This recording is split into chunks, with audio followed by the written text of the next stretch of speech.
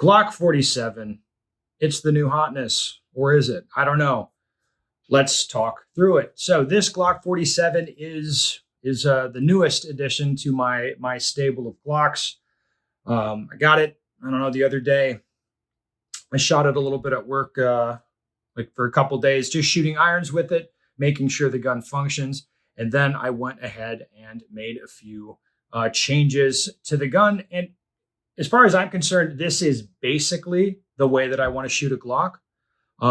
Maybe add some grip tape. That'd be a little bit nicer. But the way this one is set up, I think it's pretty good. So let's go ahead and talk through it. So first, I took a plug and installed that. The plug is nice. There is a tangible benefit in terms of not having like a spot for the magazine to hang up when you're reloading. If it's a heavier plug, I do like the balance of the gun a little bit better with that in there. These, there's a few different materials you can get. I do like I've brass ones too. Like I do like the heavier plug just for the feel, just for the balance. I'm not going to lie. I do like that. The trigger that you see on here is just a drop-in Apex kit. Now, everybody has an opinion about Glock triggers. What I can tell you is I like the flat shoe.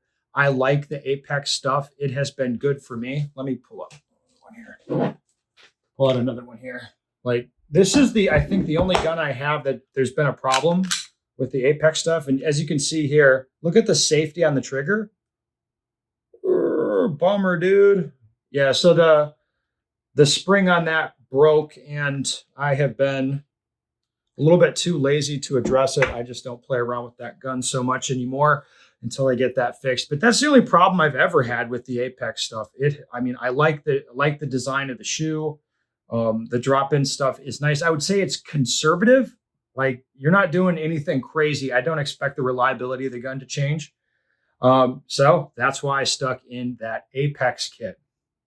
I would like eventually to get some grip tape on this gun. I'm sure I'll do that eventually. I just don't have any with me, being on the road. But aside from that, you'll notice I don't have any back straps on the gun, nothing. Now, what I find is that with the no back strap, I have enough room to connect my support hand to the gun. I just have to be a little bit careful and, because if you're looking here at the space I have, there's enough, but it's not a ton. It's very borderline. If I go up one backstrap, then it's very, very difficult for me to reach the magazine release. Even like I rotate the gun in my hand when I change magazines. Even doing so, the magazine release becomes more difficult for me. And I don't like the reach of the trigger, my reach to the trigger, if I have the next level up on backstrap, or I guess the small backstrap on there. So I would say I'm right in between no backstrap and small. So I end up going with no backstraps, just getting the gun sized to me properly. If this was a gun I was really serious about competing with, I would address that. Like I would, I don't know, stipple, whatever. I mean, I'd modify the gun so it'd be absolutely perfect. But for this, it's fine. Like a plain Jane Glock is fine by me. With the red dot, I went with the Defender XL. Kind of arbitrary at this point. We threw a Defender XL on here, the 5 MOA one. It should be fine. It should perform as a red dot should. If it does not, I'm sure you're going to hear about it from me.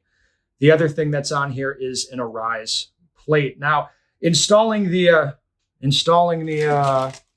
optics myself is not something I normally do.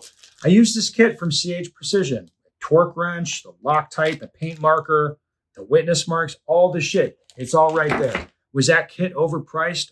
I'm sure it was. I'm sure it was overpriced, but people like me pay for convenience. So I bought that kit. It's fine. It'll work. Everything's slapped together as it should. And I can tell you, I can see why the guys are a fan of these plates. It just fits in there tight. It doesn't feel like it's going to come off. It does feel substantially different than any other plates that I've monkeyed around with. I didn't change anything else. This gun should, I expect, run very, very nicely until the striker spring starts to wear out, and then this will not pop like the government or mill ammo that I'll be shooting through it, and then I'll need to change the striker spring. That's how I expect it to go.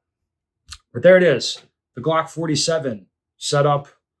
I mean, it's like I said, it's not perfect, but it's pretty good, you know.